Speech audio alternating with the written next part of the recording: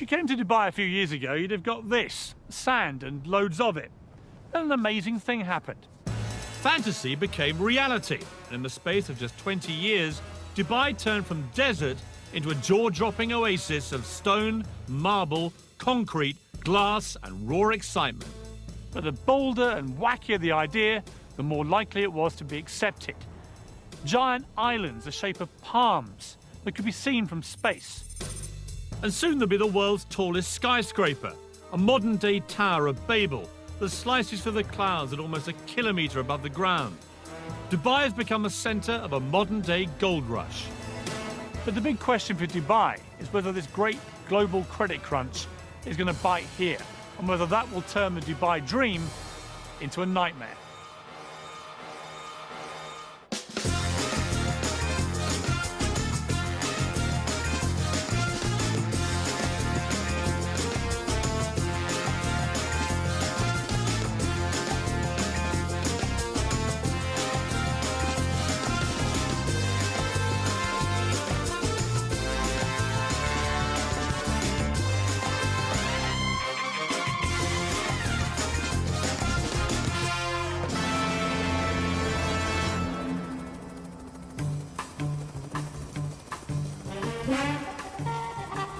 Dubai is one of the 7 states that make up the United Arab Emirates, under the rule of Sheikh Mohammed bin Rashid Al Maktoum. Its reputation as a tax-free haven and land of opportunity has attracted 120,000 Brits, all chasing the Dubai dream. You have both completely lost your marbles. I mean, you have paid $50 million for a load of sand. A dream where your position in society can be elevated overnight and vast riches are there for the taking. It's quite a journey from a secretary on an Oxfordshire estate to this, flogging £17 million apartments in Dubai. In a country where Sharia-based law is dished out on crop-top-wearing partygoers, what's it really like to live here? And mixing with the locals, I talk tactics with the man that bought Man City. There's the Burj Al Arab. And what about the world's financial meltdown? Are they feeling the heat? You say credit crunch, people say, whoa, whoa, there's no credit crunch in Dubai. It's not coming, it's here. But lurking in the background, behind all of this, is the fact that in just 10 years' time, Dubai's oil will run out. The race is on. If you'd invested in property out here over the past 6 years, I'd give your financial advisor a raise, because you'll easily have trebled your money. But it wasn't for the faint-hearted. 4 miles out to sea is probably the craziest property investment on the planet. For sale, 300 islands that, seen from above, replicate the countries of the world. This is absolutely ridiculous. I've heard about this place, I've seen the pictures, I know all the facts. Until you actually come out here like this and experience it for yourself, you have no idea of the sheer scale of it. 320 million cubic metres of redistributed seabed later, Dubai has not just put itself on the map, but put the map on itself. I'm heading for Britain. Gentlemen, permission to come ashore. Permission granted. Thank you very much. Welcome aboard. Nice to see you. Welcome to the United Kingdom. Well, thank you very much. Let's head over to London, shall Why we? not? Ex-Londoners Safi Qureshi and Mustafa Nagri moved to Dubai 4 years ago. Between them, they've just bought England. Dare I ask how much you've paid for it? Topping over $50 million. You have both completely lost your marbles. I mean, you have paid $50 million for a load of sand. Yeah, it's one view. Tell me some of the stuff What you're going to do here? The idea very much is to have some luxury accommodation where you can bring your boat, park it right outside your villa, swimming pools, spas. How many are we talking about? You're talking in and around the 100 mark. Right. 100 villas over here. So you're living in your own private villa, surrounded by, you know, absolutely amazing shorelines, beaches. I mean, you and say views. that, but you're actually surrounded by the French over there and Well, the Germans over there. I mean, they are worryingly close, aren't they? You know, they have got closer, but luckily there's still a bit of sea between us. I'm imagining now these luxury villas here, and even if they went just for $5 million each, I've just worked out you'll make a profit of $450 million. But you have forgotten the cost of construction. Which is? They're still working on that one. Yeah, well, You're still making what I think they call in Balham a nice little earner, aren't you? well, Yeah, I guess you could say we might be. I mean, that's a great story. Absolutely. Ballon boy buys Britain. Yeah, it's not bad, is it? Safi is a perfect example of a Dubai dream. 4 years ago, he arrived here skint, having lost everything in a failed internet firm. Now, thanks to a series of shrewd property deals, he's the King of England and looking to invade France. But how did this little-known desert outpost become such a magnet for investors and those in search of a better life in the sun? Dubai has done an incredibly good job at marketing itself, largely through what at the outset appear to be utterly ludicrous projects. Think Dubai and you think glamour, wealth, and a rich hedonistic playground. Hardly surprising then that back in Britain, wrapped under red tape, trapped under the dark grey skies, so many downtrodden wannabes think this place is utterly irresistible. Although Dubai is twice the size of London, the main action takes place in a frenzied 20-mile strip along the coast. The legendary Dubai gold rush can be traced back to 2001, when the law was changed to enable foreign nationals to own property. It coincided with the launch of the most famous of Dubai's artificial island projects, the Palm Jumeirah, which, because it's connected to the mainland, lured investors by the truckload. And my first impression is it's massively bigger than it seems from the sky. Apparently 4,000 properties were sold in the first 72 hours of the project being announced, before a brick had been laid. The weirdest thing about Palm Island is that 5 years ago, I'd have drowned by now because this was all water.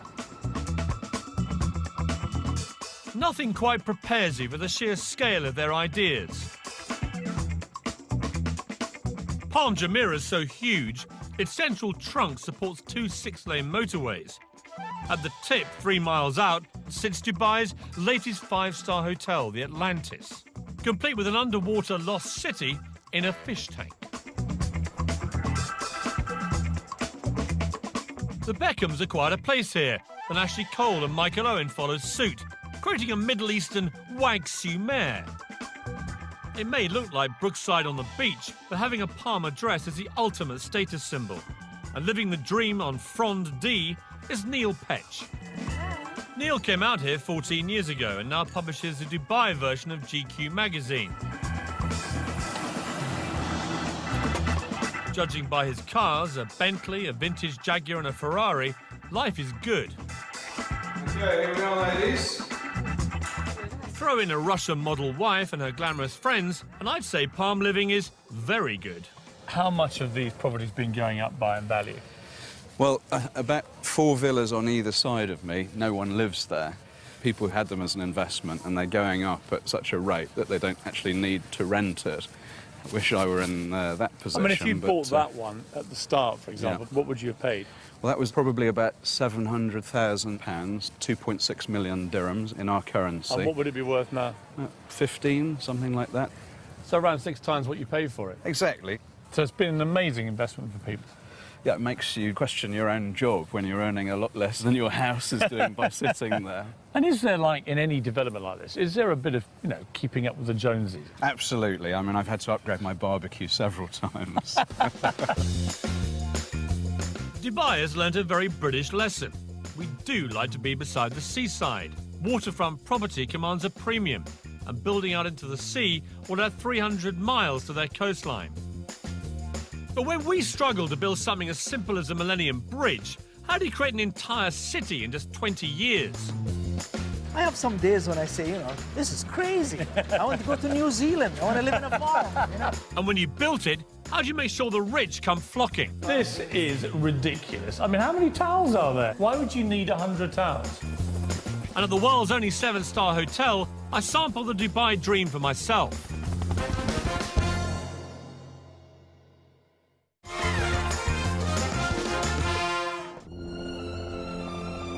There are times when we build things so astounding that they become testaments to human ingenuity.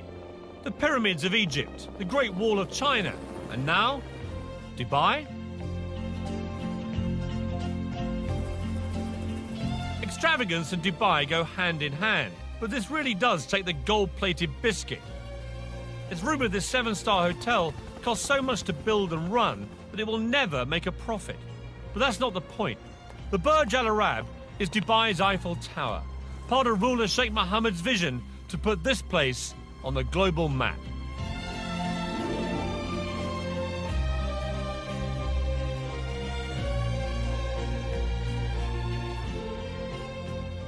The best rooms here will set you back 12 grand a night and come complete with one of the hotel's 16 white Rolls Royces and your own personal manservant. They boast that they cater for every whim at the Burj Al Arab, and that's certainly the case with me, because I spent my entire life waiting for a bed where I could go to sleep looking at myself.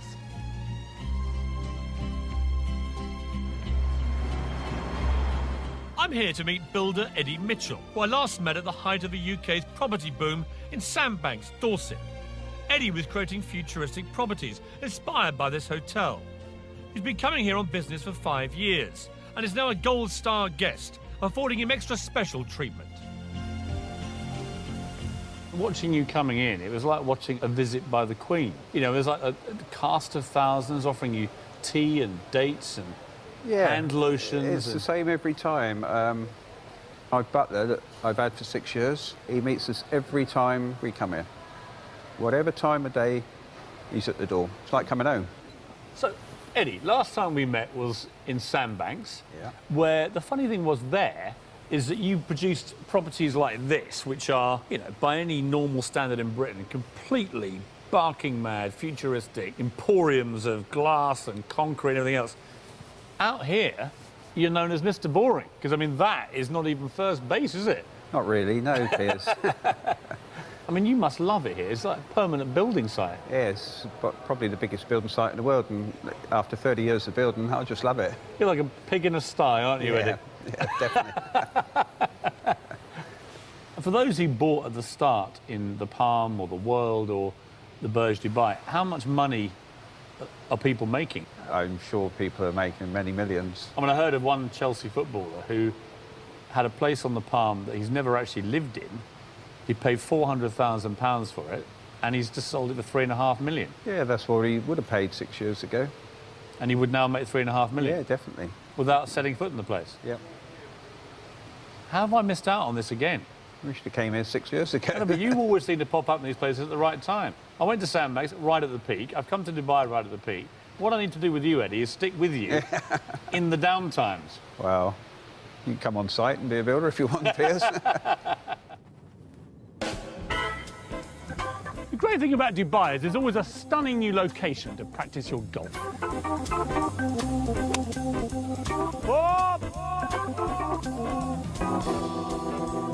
But you wouldn't have thought you could practice your skiing as well. This is Ski Dubai. It's 45 degrees centigrade out there, and in here, -4. In fact, it's absolutely bloody freezing. The thing about Dubai is that the crazier the idea, the more likely it is to be accepted. There are many extraordinary feats of construction underway in Dubai at the moment. A few more remarkable than this. It's going to be the biggest theme park in the world. It's going to be 107 square miles. Or to give you some idea of perspective, bigger than Birmingham. But even more extraordinary is the fact that they boasted that the catchily named Dubai Land would be finished into 7 years. Achieve that in the current economic climate, and I'll eat my sunglasses. This is a model of what the theme park will look like, and quite frankly, it's one of the most breathtaking things I've seen in my entire life. There are going to be life-size replicas of the Taj Mahal, the Eiffel Tower, the Egyptian pyramids, even Big Ben and the Houses of Parliament. There's a Las Vegas-style strip, only it's 4 times as big as Vegas. There's only one word for this: bonkers. But in Dubai, biggest is best. This humongous fish tank is built inside the world's biggest shopping centre, next to, yes, you're way ahead of me, the world's biggest building. I've been to lots of tall places in my life. The Empire State Building, Eiffel Tower. I worked at Canary Wharf for 10 years. But I've never, ever seen anything quite like this. The Burj Dubai is already 720 metres tall, making it the highest building in the world. But the really scary thing Is it still growing? Probably the most unnecessary sign of all time. Please don't lean on the doors. The sheer bravado of this structure beggars belief. They're even adding a new story every 3 days. It's another part of Sheikh Mohammed's plan to make sure Dubai stands out. The final height is still top secret, but the ambition is to be almost double the height of the next tallest building on Earth. The Earth's vanishing. I've never been this high in my life anyway. Mr. Ali Alabar, the fifth most powerful man in Dubai, is chairman of Emaar, the government-backed construction company building the tower. So we're right in the middle here on floor 160. We're 611 metres up. Yeah. There's still, as I can see, I mean, there are 20, 30 floors more already under construction. Yeah. Does it wobble, this? I mean, does it move around? No, it doesn't move much. Do you know how far? I think if it moves maximum, probably move this much. Who's going to be here? I mean, who will be on these floors? I think indeed these are office floors. People have bought private apartments here too, right? Correct. What was the most expensive one, do you know? A whole floor could probably cost you about $45 million, a whole floor. Oh, a bargain. Yeah, it's a bargain compared to London prices, of course. You know Sheikh Mohammed better than many people. How would you describe him? I've been with him 15 years, and there are times when his energy is so unbelievable. This building here, the first time we've designed it was 90-story, and the meeting was 1 minute. And His Highness said, no. I said, okay. So I did, I think, about 120. He said, no. So I just brought a chart of all the tall buildings in the world, and I put in this building. And he said, okay, how much taller than the tallest? I said, well, we're about 40% taller. He said, good, you go.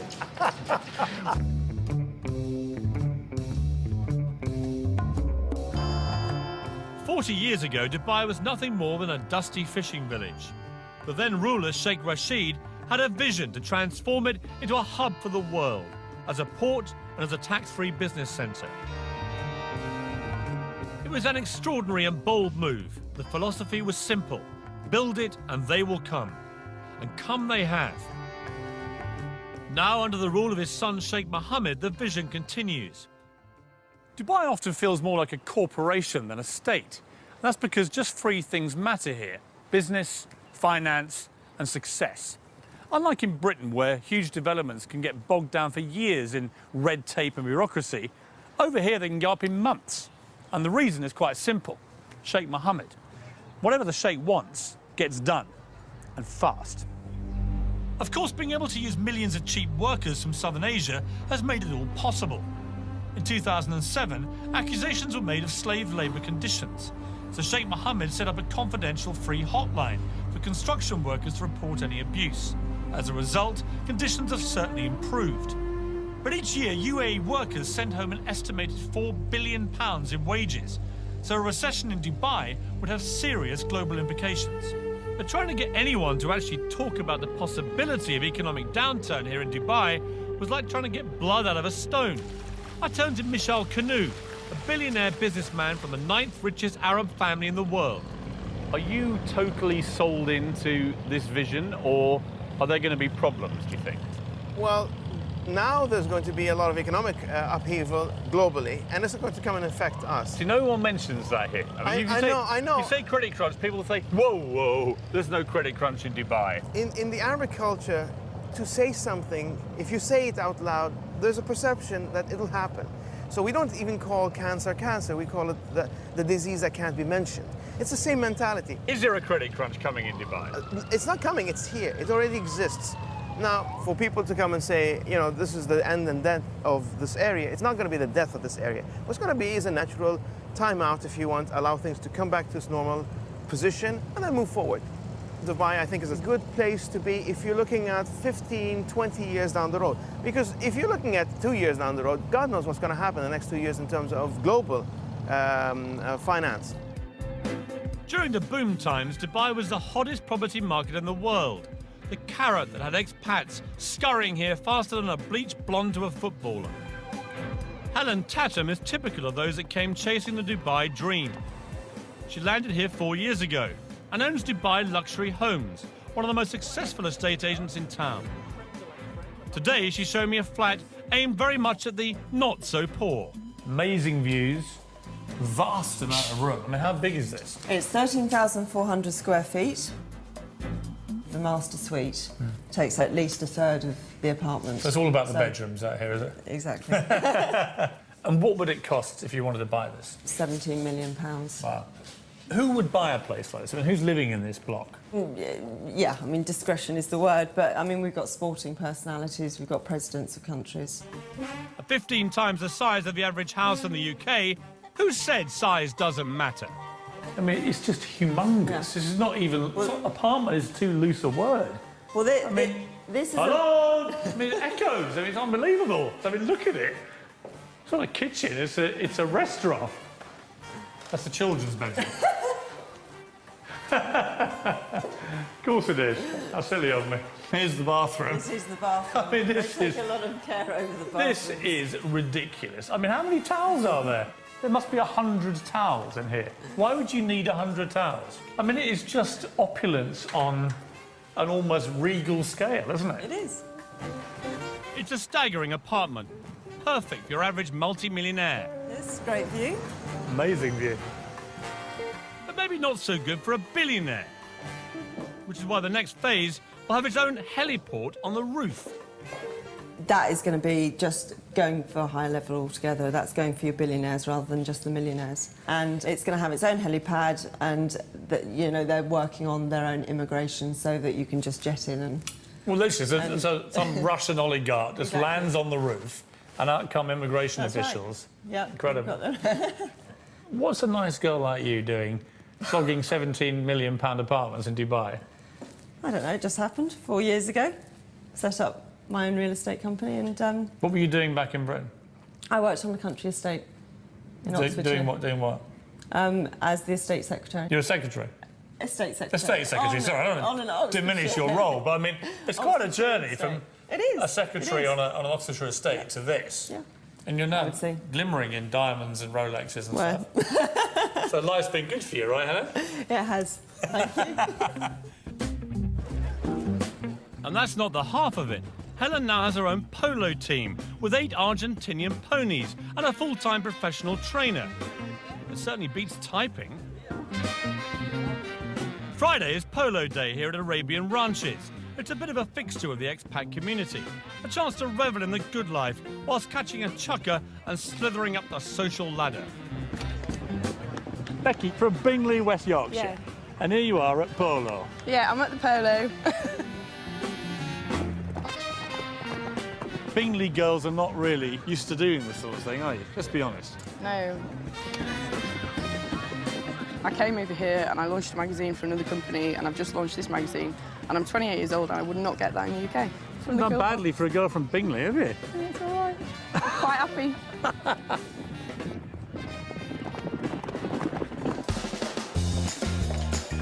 It's easy to get drawn into the good life in Dubai. Like the buildings that are going up, somehow out here, your expectations are, well, just higher. But to live up to those expectations, you're going to have deep pockets, especially if you fancy a personalised number plate. I have the 93, And how much was that? $2 million. $2 million? And I'll find out what it's like to live where hedonistic Western playgrounds exist in a country governed by strict Muslim values. And what happens when you cross the line. Do you live in permanent fear that a wrong word could see you on the next plane back to Britain deported?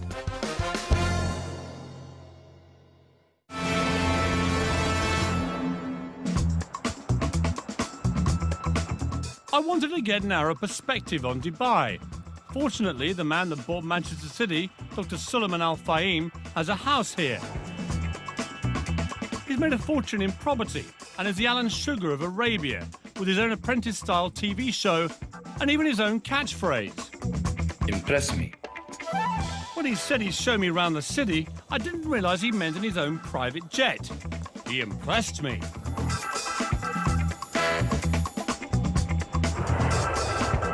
It's incredible to think that only 30 years ago, most of that would have been desert, right? 20 years ago, this part of Dubai was desert. There's the Burj Al Arab. It's become the symbol of Dubai. I mean, how much of this is ego? And are you all quite, you know, competitive people? Is it like, you've built the biggest tower, I'm going to go and build a bigger one? It's not about the ego, it's about to show the capability. We want to show our royal family that we can do it. And what they're looking for is to build something unique, something extraordinary. And with this kind of development, we attract foreigners. I mean, how much money is there down there now, would you guess? The last number announced recently was around $300 billion.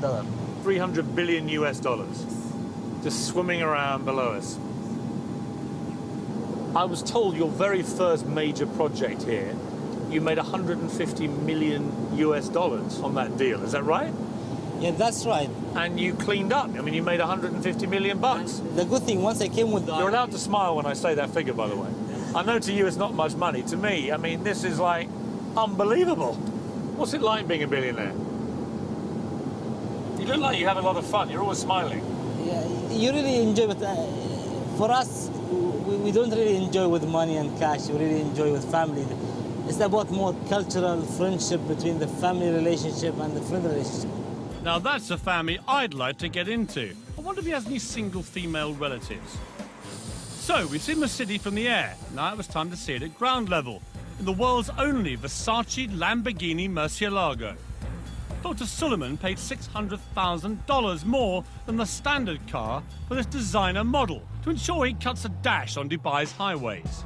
The big thing in Dubai is about number plates, isn't it? Yeah, number plates is very important. Your one is 737. Is that a valuable one? Yes. But the 2 digits is more important. I have the 93. 93? I bought because that's the year of graduation of my wife. And how much was that? Today it's worth $2 million. $2 million? Yes. For 93? Somebody would pay you $2 million for that? Amazing. Thank goodness his wife didn't graduate in '83. Even he might have struggled to pay for that one. With such mind-boggling spending power on tap, it'll come as no surprise that all pockets are catered for. Shopping here at one of Dubai's super malls is a bit like being back at home, to be honest. Harvey Nicks behind me, a Lacoste over there, Starbucks, Zara. The only difference here is you've always got to look out for that unexpected visit by the billionaire Arab sheikh.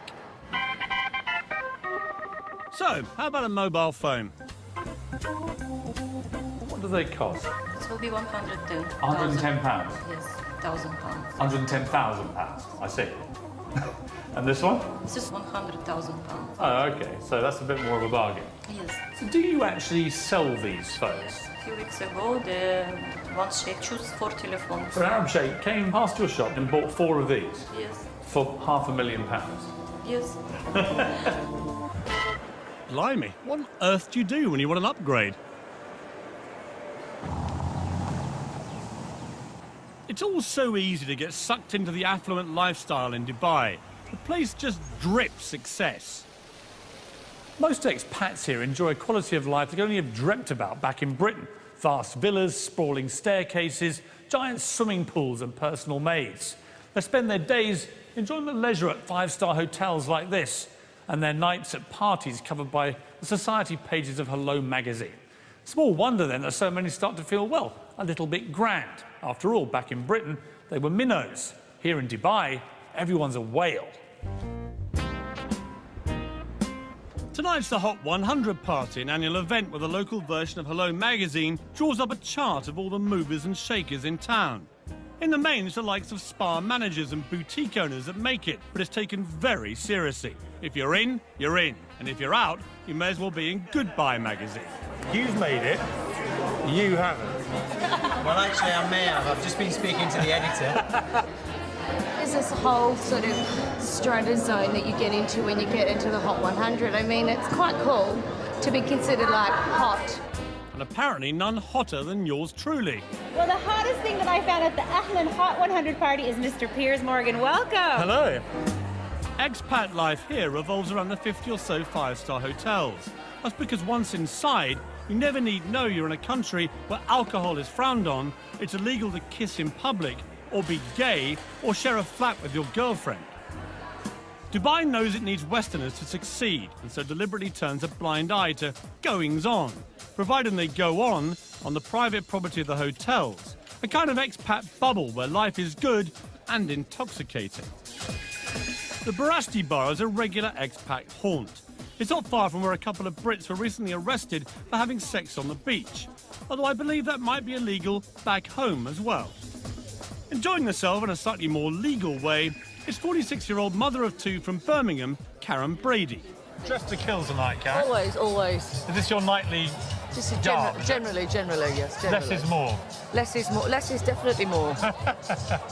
And what's it like? I mean, the nightlife here. Every single night you can party without fail. Come out here, party. It's like non-stop. And you get drunk? Frequently. And are you making loads of money here? Absolutely loads, millions. No, So you here, came loads for of the friends. money and the parties? Absolutely, yeah. In what Absolutely. order? Well, first money, then the party. And what's the man scene like here? I'm not looking for a man. I'm just here enjoying myself. I've been married all my life, and I'm not doing that anymore. But you go on dates here and stuff? Sometimes, yeah, I do, yeah. I like to have dinner with intellectual men, but I generally don't fancy them. Right. Well, we should go for dinner then.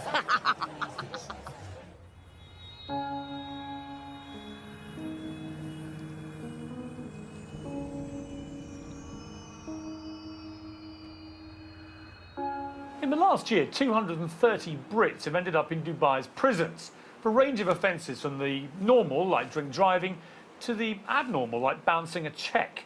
If you are going to come out here, make sure you learn the law. For example, sex outside of marriage can get you a year in jail. Possession of over-the-counter drugs that contain codeine, 4 years. Even Harry Potter books were recently banned from schools because witchcraft is strictly illegal in Dubai. It's a difficult society to get your head around.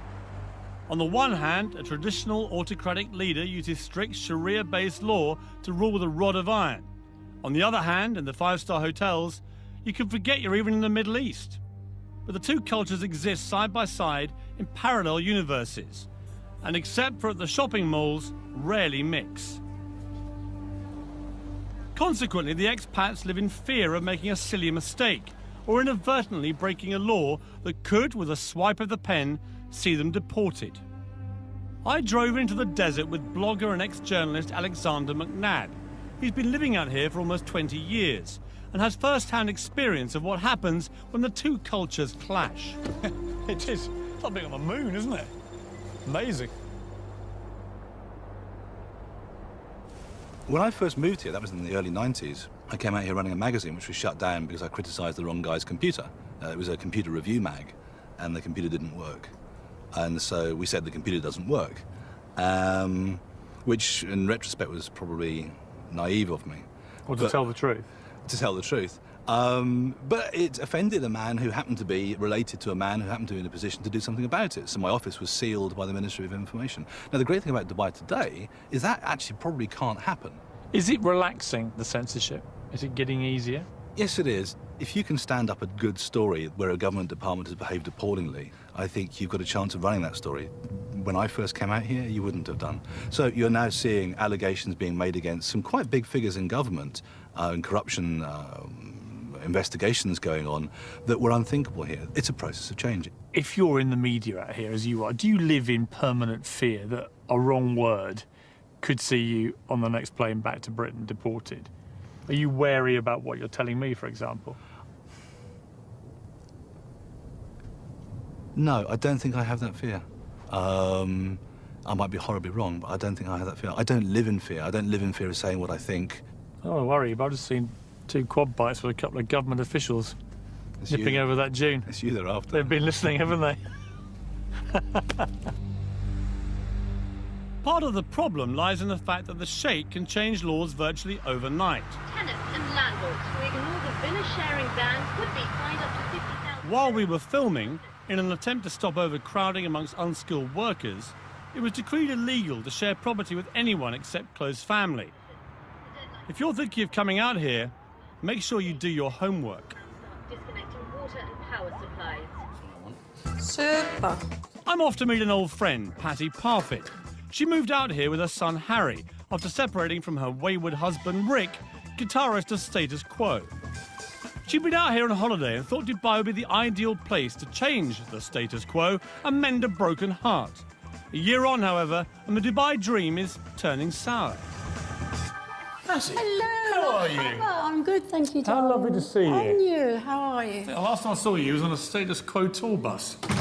We don't talk about that. Welcome to my home. So this is your lovely piece of Dubai paradise. This is nice. this is our little hacienda.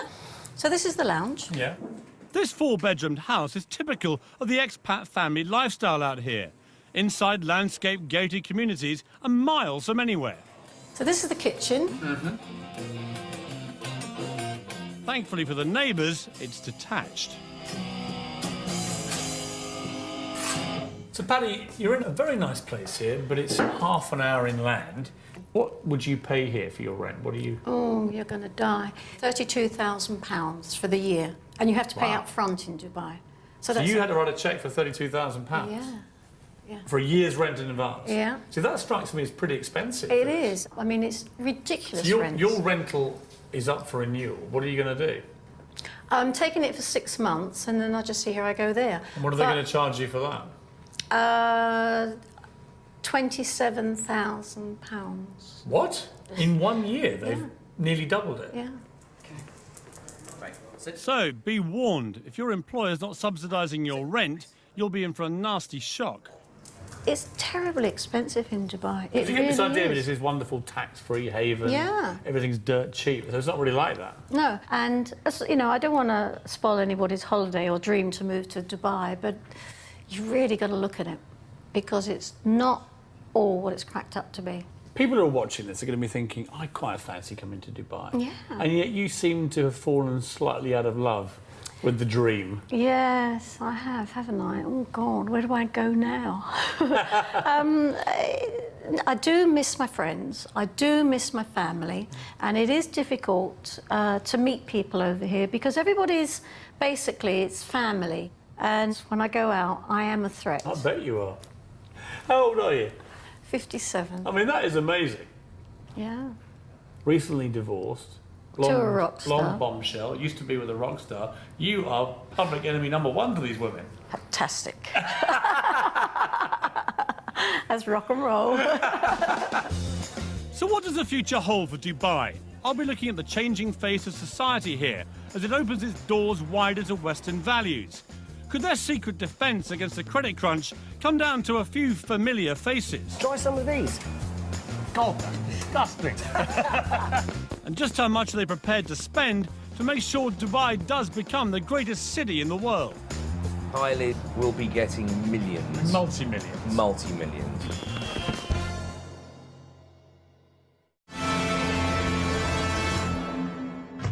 In the UK, we've taken thousands of years to develop our laws and customs, whereas Dubai has had just a couple of decades to try and find common ground so the 205 nationalities can happily coexist. Consider this, just 1.3 million people live here. Of those, 200,000 are Western expats, 900,000 are Asians, mainly workers, and that leaves just 200,000 local Emiratis. To put that in perspective, imagine living in Britain, where 5 out of 6 people were foreigners. And when you think of it like that, you kind of begin to work out that Dubai is actually quite a tolerant place.